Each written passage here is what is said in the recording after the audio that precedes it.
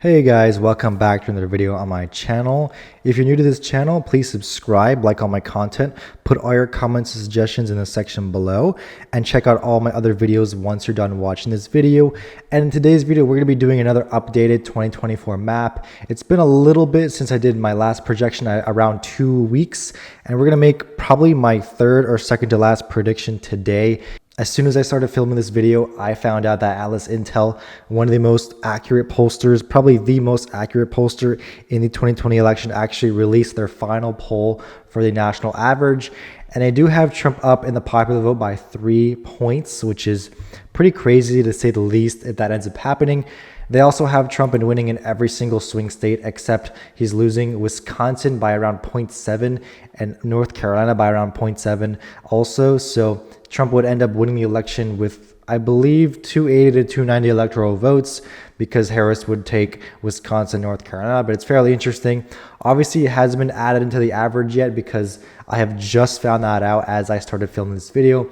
But going off of this, what we have now in the polling averages, on realclearpolitics.com, we see that she's up by 1.3%. The past 2 polls out of the 4 have Trump up, and it will be 3 out of the 5 when the Atlas Intel poll is put into the average. The previous Atlas Intel poll had Trump up by probably around the exact same margin, Trump plus 3. And the environment has really been shifting in Trump's favor over the past weeks. In the beginning of October, Harris was up by around 2 points, but over the past couple of weeks, Trump has gained at least a point or 2, and she has been stable, which means that he has been gaining all the undecideds. And it's pretty interesting because she only leads by 1.3 now, one of the lowest points that she's ever led by ever since she took the lead back in the beginning when Joe Biden had dropped out. So that's going to be a pretty interesting when going into my new map in this election cycle.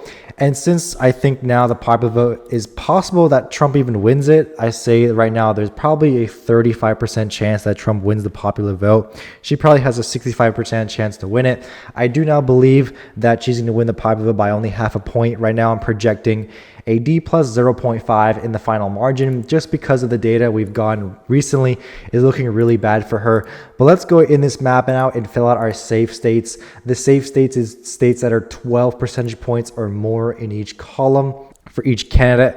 So the states of Washington, Oregon, and California and Hawaii, I still think they're going to be in that safe column for Harris. Illinois will also be in that safe column. Rhode Island, Massachusetts, DC, Maryland, Delaware, Connecticut, Vermont, New York, Maine's 1st District will all be in that safe column, 12 points or over. And that'll be what she has, 167. Trump will win Alaska, Utah, Idaho, Montana, Wyoming, North and South Dakota, all of Nebraska except the 2nd. You have Kansas, Oklahoma, Missouri, Arkansas, Louisiana, Mississippi, Alabama, Tennessee, Kentucky, Indiana, West Virginia, South Carolina, Ohio, and Iowa will all be going into that safe column for Trump. Iowa and Ohio were likely states back in 2020 and back in 2016 as well. They went to him by around 8 to 9 points in both elections. This time around, I do think he's going to break that safe barrier. He will win both by around 12 points or more. I don't really know which one he's going to win more, but I could see it being either one because of how close these do vote. So it's going to be very close either way in terms of which one ends up voting to the right of the other one. Going now to the likely states of each candidate, I do believe Colorado and New Mexico are going to stay in a likely column for Kamala Harris. Colorado is probably the most left-trending state, being D plus 13.5 in the 2020 election, which is a lot more than the around 5-point win that Clinton was able to carry it by in the 2016 election. New Mexico is another state that, Joe Biden won it by 11 points. It's going to be very hard to get this within that 6-point margin. I do think, however, it will be closer because of Hispanic trends that the Republican Party was able to make in a lot of these states, especially in the Southwest that are very, very Hispanic. And another state that's going to go in the likely column for Democrats is going to be the state of New Jersey. And I will actually put New Jersey right now at around 11-point win for the vice president, because it's a state that is going to get a lot closer. And we see the national environment shifting so much to the right, where she's only up by 1.3 according to the polls. So even if they're not accurate, even if they're completely accurate and she does win by 1.3, the margin is going to be similar to 2016. But once again, in 2016, Clinton won the popular vote by around 2 points, a little bit more. And she won the state of New Jersey by 14 points. The state of New Jersey is going to be under 12 points if the popular vote ends up being that close.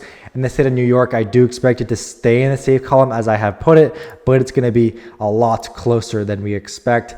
And that'll be all for her in the likely column. Donald Trump will be winning Texas and Florida in the likely column. I do see a scenario where Trump wins the state of Florida by more than 12 percentage points. The polls are looking really good for Republicans in both states. In Texas, he's up by 5.7%, and in Florida, he's up by 6.1%. But let's remember that back in 2020 and 2016, Biden and Clinton were both up in the state of Florida, and he ended up actually winning it despite Democrats expected to win it. In Texas, he was supposed to win the state by only around 1 point according to polls. He ended up winning it by around 6, so a pretty big overperformance. And this time around, I think he's going to win both states by around 9 to 10 points. I could see him winning Florida by 12 points. And we're going to wait for more early data to come out so I can be able to make that judgment. Right now, from the early data that we do have, Democrats have around a 5 to 6 point lead. Remember back in 2020, Democrats had pretty much a almost 20-point lead. I believe it was around 15 to 20 in the early votes, and I will make another video updating that. But once again, we do not have early in-person votes at all. This is just mail-in votes. This is what Democrats usually are expected to dominate, and they're leading only by around 6 points, so they should be worried a lot about the state of Florida. And then finally, we're going to have Maine's 2nd district that is going to go in that likely column for the former president. This is a district that he definitely is going to win, and I expect him to win it maybe by double digits if he gains enough in the state of Maine as a whole. Maybe he'll be able to make the state of Maine a lot closer. It just depends on how that 2nd district is going to perform for him. Let's move now right along to the lean states. And I don't think I covered this, but the likely states are going to be between 6 and 12 points for each candidate, and the lean states are between 2 and 6 points. So these are states that are going to be closer, but not quite in the most competitive range. I want to start with Harris first. The state of Minnesota is going to be in that lean column, probably around 2 to 4 points. I do expect her to perform probably similar to what the polls are saying. She is expected to win by 4.7, which is around 2 to 3 points less than Joe Biden. I do think that she is favored here, especially because obviously her running mate Tim Walz is from the state of Minnesota. Minnesota is generally not as are favorable as the rest of these Rust Belt states. Minneapolis and St. Paul are pretty left-turning areas. I do expect this state to stay in Democrats' column. Nebraska 2nd. A lot of polls out of there that show Democrats doing really well. Maybe Republicans are even in trouble in that House race. I do expect her to be able to win also by around a lean margin. The states of Maine and New Hampshire, those states are both looking really good for her in the polling. Most of these swing states are looking good for her, but the ones that do look good for her are the states of New Hampshire and Maine. As we can see here, we do have enough polls in New Hampshire to make an aggregate, and she does lead by 7.8%, which is actually more than Biden's 7.2 percentage point win. I do not think she'll win by 7.8. She'll probably win both states by a similar margin to Minnesota. Usually all of these states do vote in similar fashion, as you can see here, D+7, D+9, D+7 once again, and they will vote a little bit in tandem because their demographics are pretty similar. Very white, but also very college educated, a pretty Democrat favorable environment when it is more college educated, because Democrats usually win that group by a lot larger than Republicans would be able to win them. And then the final state that's going to be in that lean column for Democrats will be the state of Virginia. And Virginia is a state that Joe Biden won by 10 points. He won it by double the margin that Clinton won it by in 2016. He did very good in the areas around the DC suburbs, Fairfax County. He did well in Richmond. He did well in this area also with Chesapeake and Virginia Beach. He did well across the whole state. And the state of Virginia is fairly interesting because in this cycle, it seems like it's going to be a lot closer than in the previous cycle. Harris only leads by 6.4%. And I do expect it to be around 4 to 6 points for the vice president. We've had some early numbers out of Virginia as well, and Republicans are turning out in pretty huge margins. So I don't think Trump's going to win the state as of now, but I do think it will be a lot closer than usual. Let's now move on to Trump's lean states, and these are states that he will win between 2 and 6%. The first one that I want to go over is the state of North Carolina. And North Carolina is a state that Trump won 1.3 in the 2020 election and 3.7 in the 2016 election. He was able to win North Carolina by 1.3 when Joe Biden won the state. Won the country by 4.5%. So if she is winning the popular vote by 1.3%, can we really expect her to be able to flip any of these swing states? In fact, if we actually check the battleground states, she is not even up in a single one. The top battlegrounds, all 7 of them combined together, Trump leads by 1 percentage point. Going to the state of North Carolina, he leads by 1 point. He is leading every single poll except this Quinnipiac poll released pretty recently, but once again, a big outlier. And it really shows here he has had a consistent lead in the state of North Carolina. Early voting also does look good for Republicans North Carolina because they actually were able to surpass Democrats. It has not updated to recent times. It's around a few hours behind, but in today's votes, Republicans actually surpassed Democrats in early voting. And that is a hugely troubling sign for Democrats, because if they are not able to have any sort of lead among early votes, we all know those in-person votes are going to favor Republicans around 6-4. Gallup actually did a survey on that and found that 60% of Republicans were planning on voting on election day and 40% of Democrats were. So the argument that Democrats are just going to show up all on election day is shut down by Gallup itself. And Gallup has a really good track record of being accurate. But let's just look at this as a whole. We see here, in the in-person early votes, Republicans actually lead in raw numbers alone. And putting that together, that is really troubling for Democrats, that they don't lead in the raw numbers, and solidifies a lot of my argument that Trump will win the state by around 2 to 4 points, putting it in that lean column. Another state in the lean column is the state of Arizona, and it's a state that most of us know that is probably one of the strongest states for Republicans right now, for Donald Trump more specifically.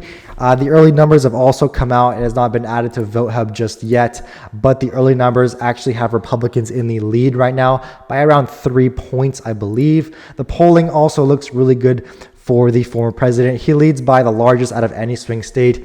He leads by 1.8%. And I do think he is going to perform well in the state, mainly because of the border. And I would put the state in the lean column around 2 to 4 points for him as well. These final states now, 5 states left, are going to be the closest states, and will all go in the tilt margin between around 0 to 2% for each candidate. Going first to the state of Nevada. This was in Harris's column originally, but now I'm flipping it into Trump's column. We got early voting out of Nevada starting around a few days ago. It's way too early to make any assumptions, but right now Republicans lead in that, in the data that we do have currently. The polls, once again, as I have said, they have flipped towards Republicans. She had been leading the aggregate by around 1 to 2 points, but Donald Trump has actually flipped it, and he leads now by 0.8 percentage points, which is a good sign for him. And I do think right now he will win the state of Nevada. Going back to the South, the state of Georgia right now, I do have in his column by a tilt margin as well. The state of Georgia is a very left-turning state, and that pretty much halts me from putting it into that lean column. The fact that it went from R+5 to D plus 0.2 means that it is very left trending, especially because of these suburbs in Atlanta. Just look how much bluer they got from 2016 to 2020. In the early voting, we do have some news. It's been all over the news, record-breaking turnout, 1.1 million voters. I'm sure many of you have seen that, but they don't really show you where it's coming from. And the places with the highest turnout are actually in Republican favorite areas, mostly in the rural areas. The highest turnout right now I've seen is in the top portion of the state of Georgia. And once again, I will cover that in another video, so please stay tuned for that to come out. And I do think he will win right now. Going to the polling, it's a similar story. As you can see, every single state that Trump leads in, but he leads in Georgia by 1.7%. She hasn't even led a poll since this Wall Street Journal poll, which is about to fall out. She has been dipping in the state, and I do think Donald Trump right now is going to win the state by around 1 to 2 points. Let's go now to the Rust Belt, and this is going to be our final region before concluding my prediction. Right now, I do think that Trump is favored in all, not just based on the polls, but based on the other metrics that we do have. The state of Pennsylvania is the first state that I do believe Donald Trump will win by around 0 to 2 points. He has a narrow lead in the polls. This is probably going to be one of the most contested states. It has stayed very narrow in the polling. Trump has led now for a couple of weeks. And I do expect him to keep that lead, especially since we know these Rust Belt states, the horrible polling that we're very used to back in 2016 and 2020 that had Democrats winning by mid to high single digits.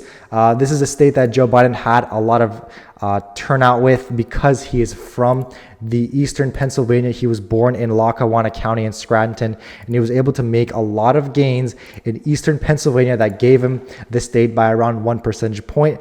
I do think Trump will win the state of Pennsylvania in this new prediction. I do think he'll also win the states of Michigan and Wisconsin. I'm putting those together because I do believe they'll vote pretty similarly. We do see some polls also in these states of Wisconsin and Michigan. In Wisconsin, Donald Trump has actually flipped the aggregate. She was leading by 1 to 2 points, but just this week, he has flipped the aggregate. Out of all of the polls, he has led the past 5 out of 7, or there has been a tie. She is only up in 2, and those were released last month. Let's look at this. Back in 2020, Joe Biden was supposed to win the state by 6.2. Clinton was supposed to win by 6.5. So let's remember that the state of Wisconsin has the most inaccurate polling out of any state. I do think right now he is going to win the state narrowly, as well as the state of Michigan. And Michigan, for me, is really a 50-50 state, but the reason why I am putting it in Trump's column is because he leads the aggregate, the polling aggregate, by 1 point. Another state that she was leading by 2 points back in August and September, he has taken that lead, and he has stayed consistently at around 0.5 point to a point lead. Every single poll has him up, apart from one where she is tied. We have polls coming from Republican pollsters, coming from Democrat pollsters, coming from more neutral pollsters that all have him up. And back in 2020, Biden was supposed to win by 7, Clinton by 12. And so for those reasons, I am putting those 2 states in Trump's column very narrowly. And that'll be my prediction for this map, 312 to 226. Thank you guys so much for watching. Please subscribe to my channel. Put all your comments in the section below, and I will check you guys out in the next one.